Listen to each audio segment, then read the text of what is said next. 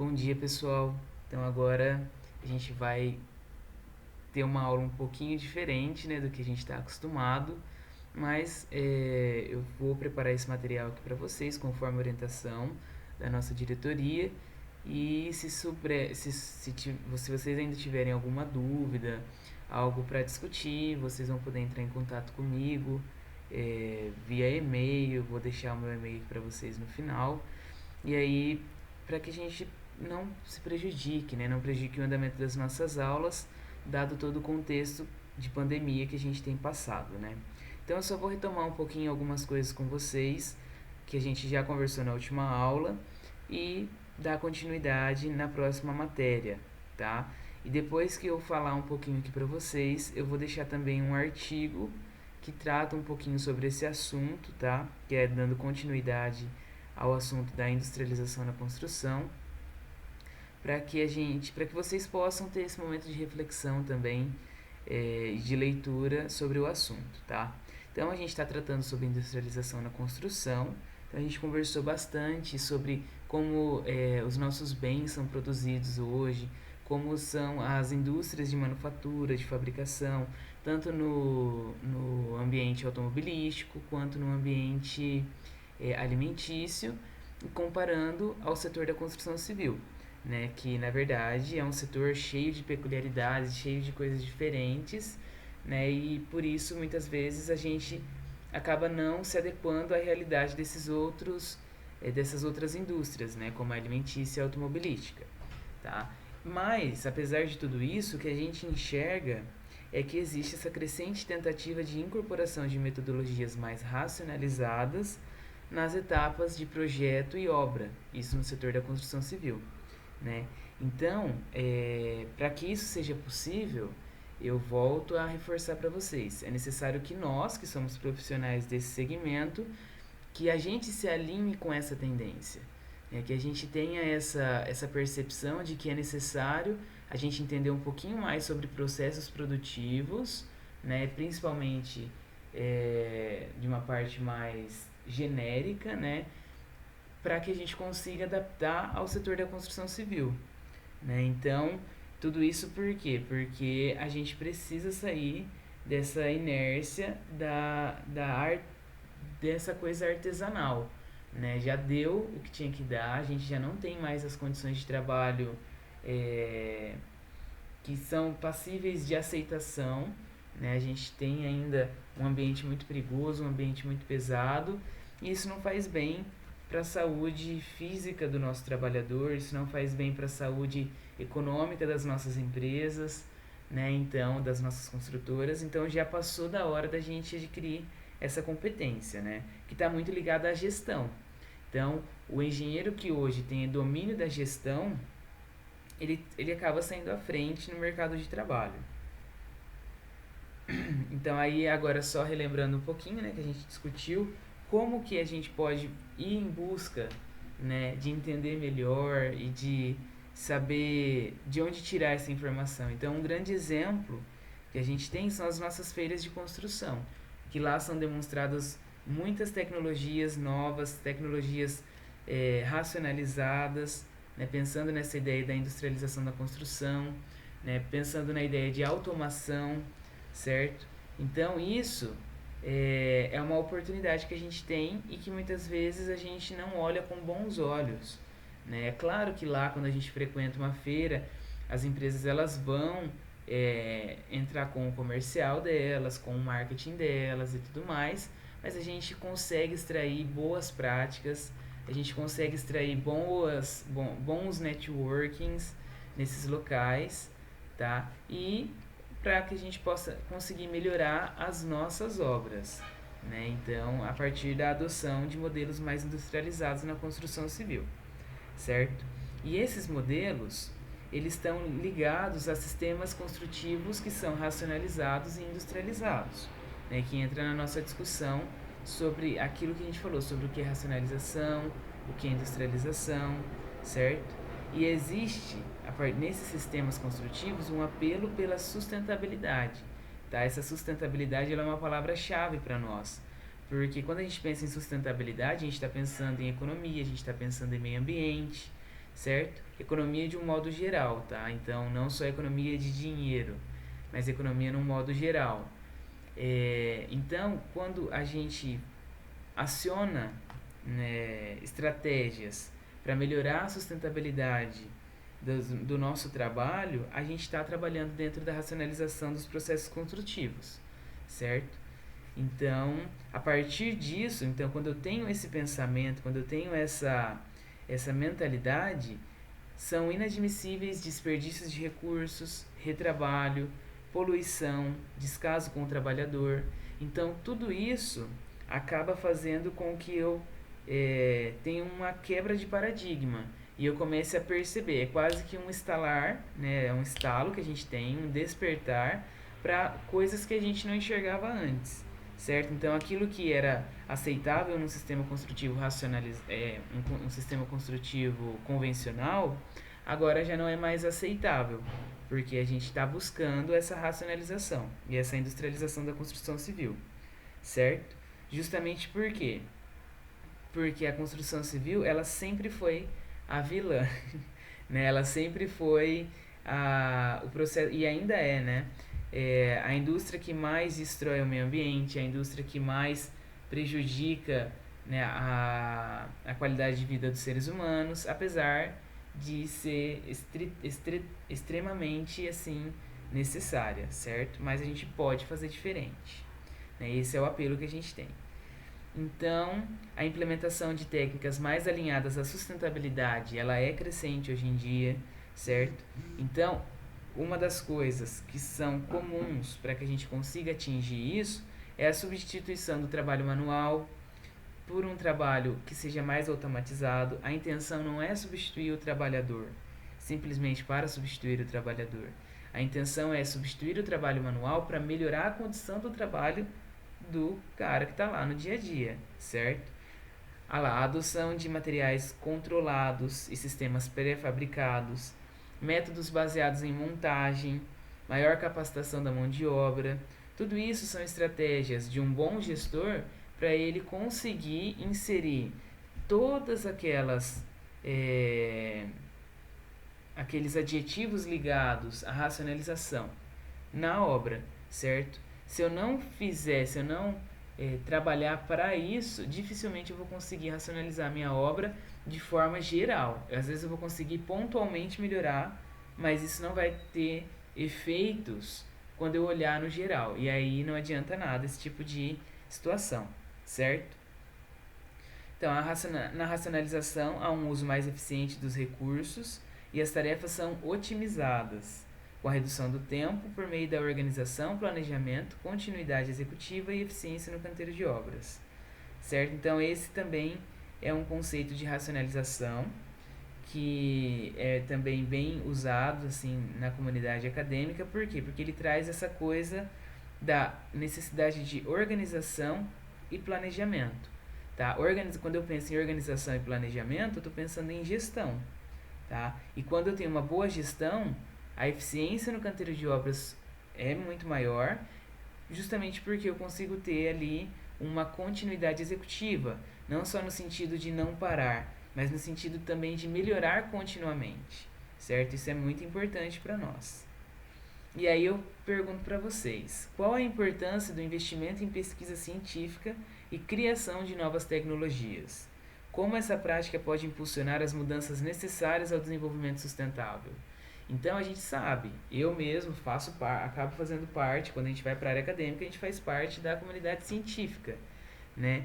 E assim, a quantidade de pesquisas que existe dentro das universidades é muito grande. E até que ponto a gente tem parado para pensar que as pesquisas elas resolvem os nossos problemas do dia a dia, que a gente quebra a cabeça lá na obra para resolver e a gente acaba não dando atenção. Então, assim, diante dessa necessidade de racionalização da construção, diante dessa necessidade de automação, de utilizar itens pré-fabricados, de utilizar itens automatizados, de melhorar as condições de trabalho do trabalhador, de onde a gente vai tirar isso? É justamente da nossa pesquisa científica, porque é a partir da pesquisa que se descobrem novas tecnologias, novas formas de gestão de pessoas, por exemplo, ou de gestão da produção, que seja, tá? Tudo isso para o quê? Para impulsionar as mudanças que são necessárias para o nosso setor, certo? Então, assim, a gente ainda, na prática, a gente pode separar, né?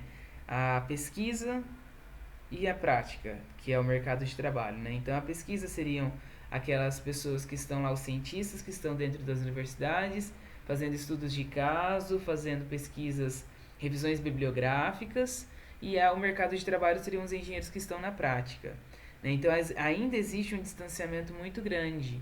E para essa área da gestão, esse distanciamento parece ser ainda maior, porque não são conceitos simples, não são conceitos fáceis, que todo mundo está disposto a aprender, né?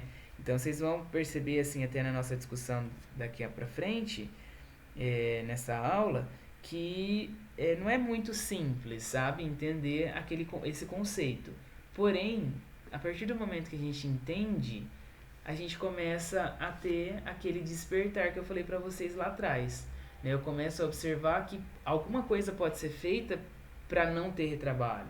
Alguma coisa pode ser feita para eu melhorar o desempenho do meu trabalhador, melhorar as condições de trabalho do meu colaborador, certo? Então, é daí que vem a importância da pesquisa. Para vocês terem uma ideia sobre o que é a pesquisa, hoje em dia é muito comum que a gente veja a prototipagem virtual de ambientes 3D, né? Então, são aqueles ambientes renderizados ou as fachadas 3D que dão aquela sensação de realidade, né? Isso começou a ser estudado na pesquisa, alguns artigos começaram a ser publicados isso, a ser alguns artigos passaram a publicar esse assunto no final da década passada, né? Então lá em 2008, 2009, tá? Já tinha um artigo sendo publicado sobre a possibilidade de fazer esse tipo de projeto, que hoje em dia passou a ser comum, né? Há um tempinho atrás era um diferencial, hoje em dia é algo comum, certo? Mas isso tudo partiu de uma pesquisa científica que foi desenvolvida lá atrás para a criação de algo novo, né? Para a resolução de problemas que a gente tem no dia a dia, certo? Então a pesquisa ela vem para isso, para ajudar a gente a resolver esses problemas que muitas vezes não são fáceis e não são simples de serem resolvidos, certo? Então, olha lá, voltando então para nossa aula, é importante a gente lembrar que existem muitas peculiaridades no setor da construção civil, né, que é o que dificulta a nossa atividade, é o que dificulta a nossa industrialização. Então, olha lá, caráter nômade, o que significa isso? Significa que eu nunca tenho uma construção num lugar só, né? As minhas construções elas estão cada vez em um terreno diferente, né? São produtos únicos, variados e com pouca especificação técnica. Eu tenho um projeto para cada produto, porque cada produto tem uma dimensão, cada produto tem uma especificação, certo? Não há fabricação em linha, é impossível colocar a minha obra numa esteira e fazer a obra caminhar numa esteira, não é assim que funciona. Na verdade, os colaboradores é que trabalham em volta desse produto, porque ele é um produto muito grande e ele é um produto fixo, né? A mão de obra pouco qualificada. Então, se a gente for pensar na construção civil, a gente tem uma qualidade de serviço que não é das melhores, tá? Isso não significa que o cara não é bom. E não significa que não existam bons pedreiros. Significa que é um serviço muito difícil, muito complexo e que ainda assim a gente alcança ótimos resultados, né? Eu não tenho dúvida da capacidade da nossa mão de obra, mas muita gente que vem trabalhar com a construção civil, ela vem como um refúgio. Ela não tem aquela especificidade, ela não tem aquela competência, mas ela diz que tem.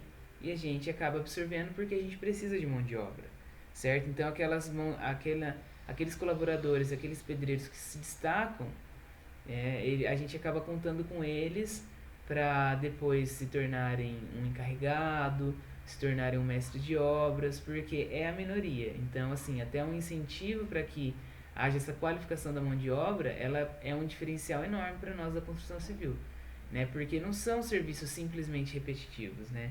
São serviços que eu tenho que entender do que eu estou fazendo, né? Então, a qualificação da mão de obra é importantíssima. E por fim, tem aquela coisa das fontes de variabilidade, né? Que são diversas as fontes de variabilidade. Um clássico exemplo de fonte de variabilidade são as intempéries, né? O nosso clima. Então, um dia que está muito sol ou muita chuva, eu não consigo fazer uma concretagem com a mesma eficiência como se tivesse num tempo bom, tá? Então, isso já vai gerar para mim uma variabilidade. Eu vou variar as condições que eu esperava que estava sendo prevista, né? Então, são os imprevistos que a gente tem em obra, certo? Mas a industrialização, né? Ela vem justamente para nos ajudar a reduzir a variabilidade, conseguir adaptar a nossa realidade para que possam ser colocados, incorporados estratégias de racionalização para melhoria da nossa eficiência, tá? É, então, ó, por exemplo, um grande exemplo de estratégia que pode ser usada e já é um exemplo de racionalização é a substituição do concreto virado em obra pelo concreto usinado em uma central especializada, certo? Por que isso? Porque eu vou evitar de ter uma betoneira no meu canteiro de obras. Uma betoneira ela produz concreto de 100 em 100 litros, 200 em 200 litros no máximo. E cada receita de concreto que eu faço na minha obra, se ela é medida com uma pá, eu não tenho controle tecnológico e controle rigoroso sobre o meu concreto. Então, cada concreto que sai da betoneira vai ser diferente do outro, certo? Além disso, nem sempre as obras que fazem o concreto virado no próprio canteiro de obras têm a separação do material na quantidade, no local correto, né? Enfim, acaba utilizando um material pouco com uma triagem muito ruim, com um armazenamento muito ruim. Tudo isso prejudica na qualidade do concreto. Quando que, se eu tiver uma central especializada num concreto, eu vou produzir concretos em grandes quantidades. Esse concreto ele é produzido em 8 toneladas de concreto. É bem diferente do que produzir várias betoneiras e ir misturando, certo? Além disso, a betoneira precisa de um operador para que ela possa funcionar e para que o concreto possa ser produzido. Na minha central, eu tenho um operador para produzir o que eu produziria em 30 betoneiras, certo? Então é um caminhão para 30 betoneiras. Então é muita diferença, certo? Então imagina se eu tivesse que ter lá, que fosse 15 operadores para operar 30 betoneiras na minha obra, tá? Para não atrasar, vamos dizer assim. Então assim, é quase que inadmissível, né? E isso logicamente não aconteceria. O que acontecia era uma superlotação, uma super superdimensionamento da, da mão de obra do meu pedreiro, né? E atraso na minha concretagem, porque a quantidade de concreto que eu conseguia produzir era muito menor do que chegar um caminhão lá com 8 toneladas de concreto disponível para eu fazer a minha concretagem, certo? Então, esse exemplo da substituição do concreto virado pelo usinado é um grande exemplo de racionalização na construção em sistemas convencionais. A gente não está nem falando de métodos construtivos não convencionais. Isso é no convencional, certo? E aí agora chegou uma partinha que a gente já discutiu bastante lá na última aula, que é o processo de racionalização, ele não está só na hora da execução. Ele começa desde lá do estudo de viabilidade, tá? Então, se a gente dividir nosso processo de produção dos nossos produtos da construção civil, ele tem uma etapa de estudo de viabilidade, que é quando eu vou definir as premissas do meu projeto, se ele é válido economicamente, por exemplo. Depois, para fazer um projeto desse produto, onde eu vou determinar todos os detalhes, onde eu vou determinar todos os meus materiais, todas as minhas, enfim, tudo aquilo que eu preciso para a obra, para depois chegar na execução, que seria a terceira etapa, tá? Então, muitas vezes a gente está conversando muito sobre a execução de obras, quando na verdade a industrialização e a racionalização, ela só é possível se eu tiver um bom estudo de viabilidade e um bom projeto, tá? Nesse estudo de viabilidade já são discutidas quais são os métodos construtivos que a gente vai trabalhar, né? Então, nesse momento eu já posso definir por um método construtivo mais industrializado, e aí consequentemente eu vou ter uma execução mais industrializada, e consequentemente eu vou ter que ter um projeto muito mais específico, muito mais especializado, né, para que eu possa conseguir atingir meu objetivo, tá? Mas aí muitas vezes no meu estudo de viabilidade eu já percebo que não vai ser possível utilizar um método não convencional, eu vou ter que utilizar o convencional. Mas o que eu posso fazer para melhorar o meu método convencional, que seria uma construção em alvenaria comum, por exemplo, né? Então, um exemplo seria já definir desde lá do estudo de viabilidade de projeto que eu vou pedir o meu concreto numa concreteira especializada, né? Numa central de usinagem de concreto, certo? Então, é para isso que serve o estudo de viabilidade. Para depois ser desenvolvido um projeto, um projeto como que é a palavra? Um bom projeto, né, que seja muito bem detalhado e que vá possibilitar uma boa execução. Porque muitas vezes o projeto ele vai faltando detalhes, ele não é compatibilizado, né? Chega na obra, está passando um encanamento onde tem uma viga, por exemplo, né? Então isso é inadmissível. E isso atrapalha muito no andamento da minha obra. Aí começa a ter a necessidade de improvisar e de mudar projeto, e aí esse projeto vai para o escritório, e aí demora uma semana para voltar. Quando ele volta, aquilo que estava com problema já foi executado de outra forma. Então o que eu tenho na vida real já não é mais o que está no meu projeto. Então vira um caos, né? Então um sistema, um projeto bem feito, um projeto bem executado, bem elaborado, ele vai ter consequências positivas para a minha execução, né? Se eu quiser industrializar a minha obra, por exemplo, né? E uma das formas de fazer isso hoje em dia é pelo método BIM, né? Que é aquele método que já não trabalha mais com compatibilização, porque ele já é construído de forma compatibilizada. Então ele já tem isso intrínseco a ele, eu não preciso mais trabalhar com a compatibilização de projetos, porque ele já é feito de forma concomitante, certo?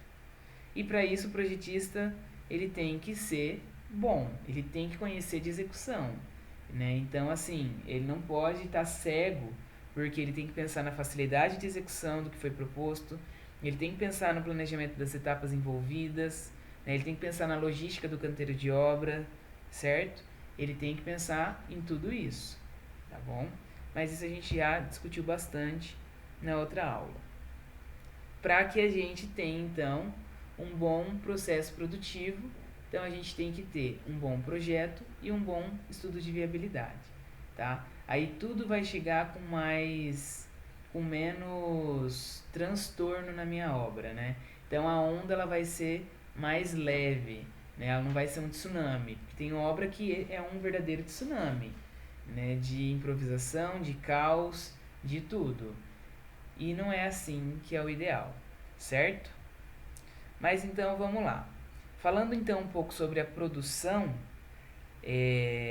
bem específico de produção mesmo, do sistema produtivo lá, do momento em que a gente está já na execução da obra, hoje em dia muitas construtoras já estão utilizando, né? Existe muita pesquisa que já foi feita desde lá da década de 90, né? E voltando a falar um pouco sobre essa importância de ter a pesquisa científica. Então, muitas construtoras já têm utilizado o conceito de Lean Construction para melhoria da construção civil, para melhoria do processo produtivo da construção civil, certo?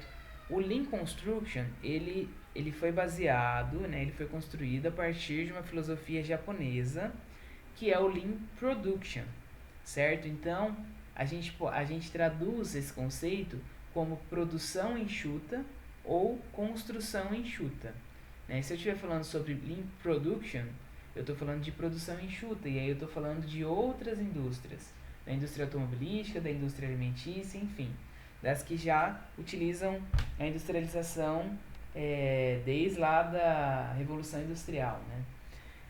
E a gente tem o Lean Construction, que é uma adaptação dessa produção enxuta para o contexto da construção, tá? Um dos grandes precursores desses conceitos, né, de produção enxuta foi o sistema Toyota de produção lá no Japão, tá? Então, o que aconteceu? No período pós-guerra, pós-Segunda Guerra Mundial, o Japão estava destruído, né? Ele não tinha condições de se reestabelecer facilmente. Então, os japoneses precisaram pensar em como fazer de forma mais eficiente dar essa volta por cima, né? Então, eles precisavam de produção, eles precisavam produzir bens para a população, mas tinha que ser de forma, como que eu posso dizer? Tinha que ser de uma forma economicamente viável, né? Então não poderia sobrar produto em estoque de determinada característica, sendo que faltaria produto de outra característica que não teria matéria-prima para ser feita, por exemplo. Então, para que deixar um produto em estoque se eu posso produzir um pouco de cada coisa e atingir todas as minhas expectativas e alcançar todas as minhas necessidades, tá? Então, assim, partindo dessa necessidade de racionalizar mesmo a produção, foi que os japoneses passaram a pensar mais na forma de produzir e chegaram a essa filosofia Lean, né, que é uma filosofia mais enxuta de produção, tá? Então, olha lá, baseado na filosofia japonesa, o Lean visualiza a produção como um conjunto de processos e operações de construção por meio do fluxo de materiais subdividido em transporte, espera, processamento e inspeção, né? Então, todas as atividades que acontecem, elas podem ser subdivididas nesses grupos, tá? Então, por exemplo, se eu estou carregando um carrinho de concreto pela minha obra, eu tenho aí uma ação de transporte. Ela não é uma ação de espera, ela não é uma ação de processamento e ela não é uma ação de inspeção. Ela é transporte. Se eu tenho lá uma parede que está sendo construída, certo? Uma alvenaria. Então, subiu a alvenaria e aí eu terminei essa etapa. Depois da alvenaria, o que vai vir? O chapisco. E depois do chapisco, o reboco. Então, quando eu tenho uma parede de alvenaria construída, levantada e não chapiscada, eu tenho o quê? Uma espera. Então, aquela parede de alvenaria, ela foi construída, mas ela está ali parada. A próxima etapa não foi feita ainda. E enquanto ela não fizer, ela está em espera, certo? Ou então, por exemplo, se eu estou lá com o meu carrinho de concreto e cheguei no meu elevador cremalheira, estou esperando para subir esse carrinho, estou parado, então eu estou em espera, certo? Processamento. Então, se eu tenho lá um pedreiro que está levantando uma parede de alvenaria, isso é uma atividade de processamento. Se eu tenho lá um operador de betoneira que está fazendo o concreto, produzindo o concreto, isso é processamento, certo? E por fim, eu tenho ações de inspeção. Então eu vou lá, o engenheiro da obra, ou o mestre de obras, ou o encarregado, vai verificar o prumo da parede, para ver se está em conformidade com aquilo que é a qualidade da obra. Ou então eu vou ver se o meu assentamento de piso está ok, se não tem nenhuma parte que está oca por baixo da minha peça cerâmica. Então tudo isso são ações de inspeção. Então tudo que acontece na minha obra, ela pode ser dividida nesses 4 grupos, certo? E nesses 4 grupos existem atividades que não agregam valor para o produto final, certo? Então, se a gente for pensar bem, as únicas atividades que realmente agregam valor são as atividades de processamento. Se eu tenho transporte, eu estou perdendo. Se eu tenho espera, eu estou perdendo. Se eu tenho que ficar inspecionando, eu estou perdendo, certo? Se fosse possível fazer um fluxo só de processamento, seria perfeito, né? E seria um processamento sem necessidade de inspeção, seria perfeito, tá? Aí que aqui entram as estratégias para eu industrializar todo o meu processo, certo? Então, quanto mais eu reduzo o transporte, quanto mais eu reduzo tempo de espera e quanto mais eu reduzo a necessidade de inspeção, melhor é a eficiência da minha obra, certo? Então, se eu consigo enxugar de forma que a maioria das minhas atividades sejam de processamento, eu estou caminhando para uma produção Lean, certo? Uma construção Lean, que é uma construção enxuta.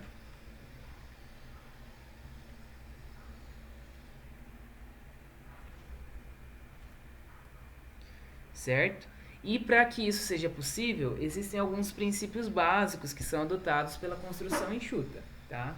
Esses princípios eles foram desenvolvidos por um pesquisador que chama Koskela. Ele é inglês, tá? E ele começou a desenvolver isso lá no final da década de 90. E ele começou a pensar, então, se eu quero industrializar, se eu quero transformar a minha construção numa construção enxuta, o que eu preciso seguir para que eu consiga alcançar isso? Então, daí ele definiu lá 11 princípios, certo? Só que daí, depois de um tempo, ele percebeu que esses 11 princípios eles poderiam ser mais enxugados. E aí ele enxugou em 7 princípios, que são os 7 princípios que a gente tem aqui na tela. Só que, além disso, o que acontece? Hoje em dia, recentemente já, eles dividiram esses 7 princípios em 5 princípios. Tá? Então, atualmente, a gente tem, de forma mais atualizada, 5 princípios. Mas o nosso livro aqui da disciplina, ele traz esses 7. Então, por isso que eu estou trazendo esses 7 princípios para vocês.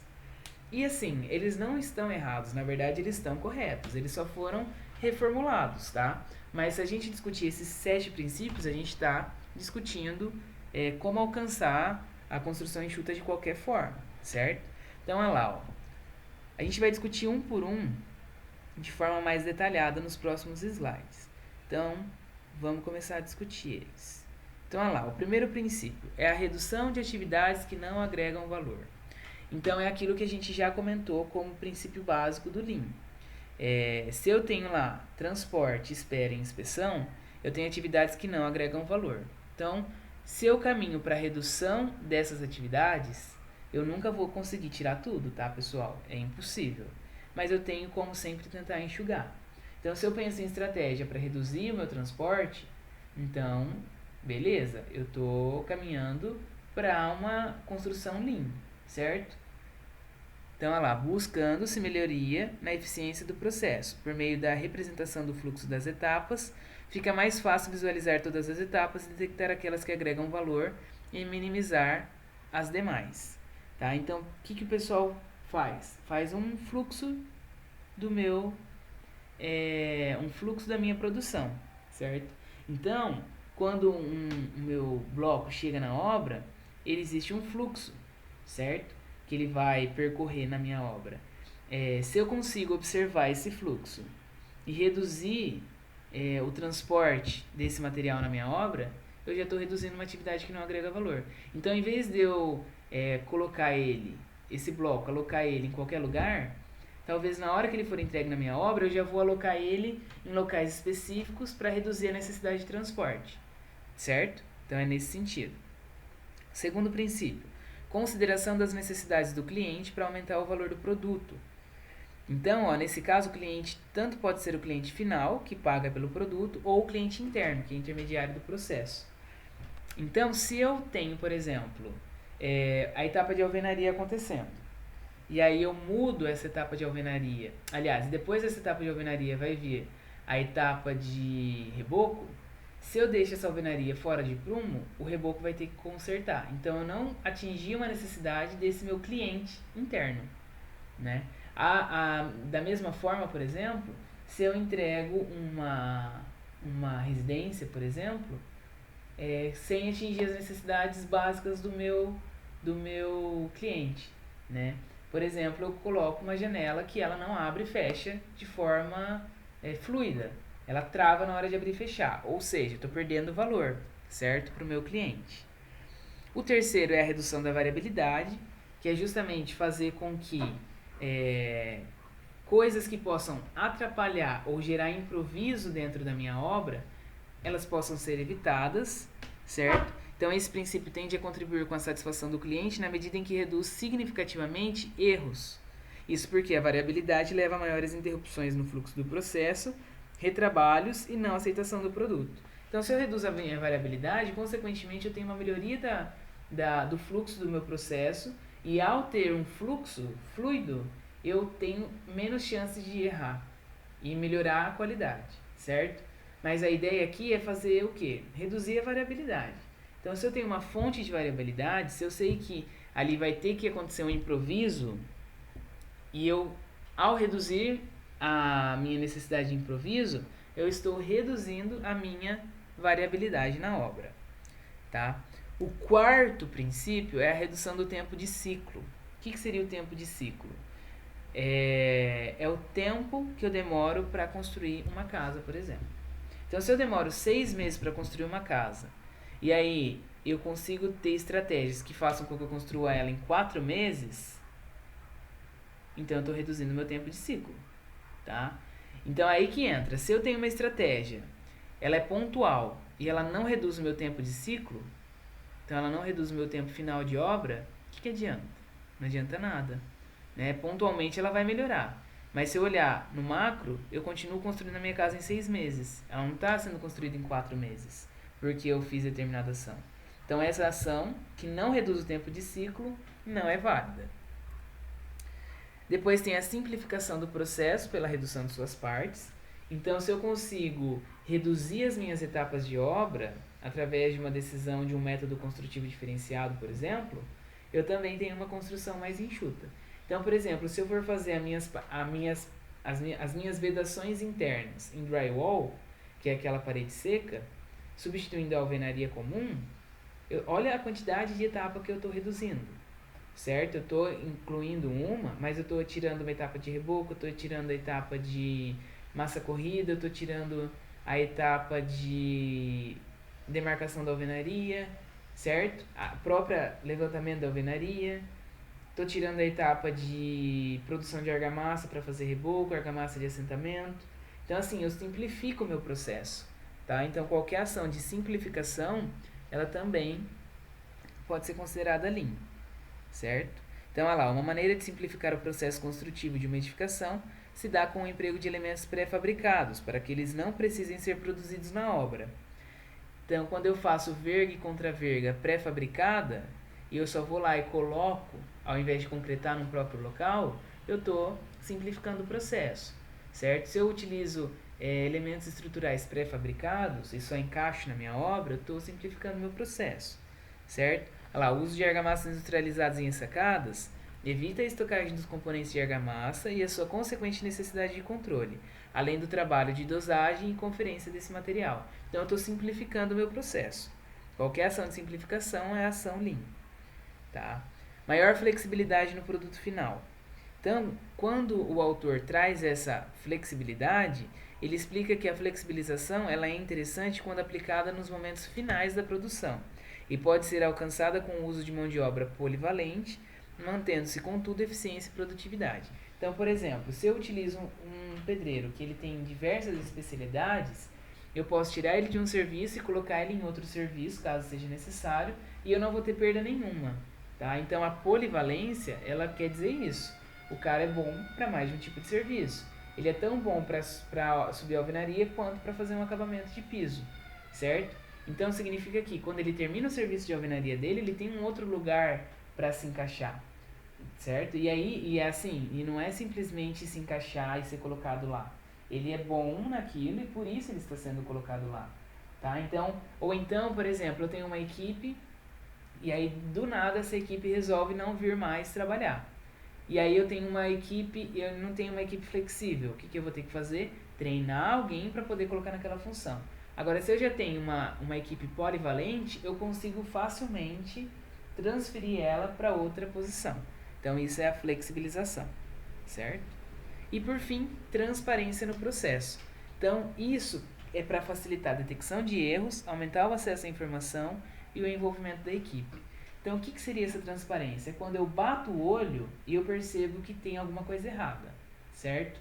Então, por exemplo, se eu tenho lá um cronograma bem definido, e eu falo, meu prédio, ele tem que estar no 12º pavimento de alvenaria pronto no meu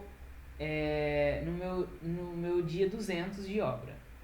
Quando chegar no dia 200 e essa obra não tiver no 12º pavimento de alvenaria, algum problema tem, certo? Só que eu não preciso colocar um marco tão grande. Eu posso diminuir, eu posso colocar no dia 180 eu tenho que estar no 14º, eu tenho que estar no 4º pavimento, no dia 190 eu tenho que estar no 8º pavimento e no dia 200 eu tenho que estar no 12º pavimento, certo? Então daí eu vou acompanhando de 4 em 4 andares. E aí se logo na primeira etapa, no 4º andar, ele já está atrasado, eu já tenho que fazer alguma ação. Se eu deixo para o 12º andar, eu já estou atrasado, daí já vai ser um problema muito maior, né? Eu acumulei erro, certo? Então, ações de transparência, por exemplo, o Kanban é muito utilizado. O Kanban é aquele sistema de cartinhas, né? Então, por exemplo, eu tenho lá argamassa suficiente para trabalhar 3 dias.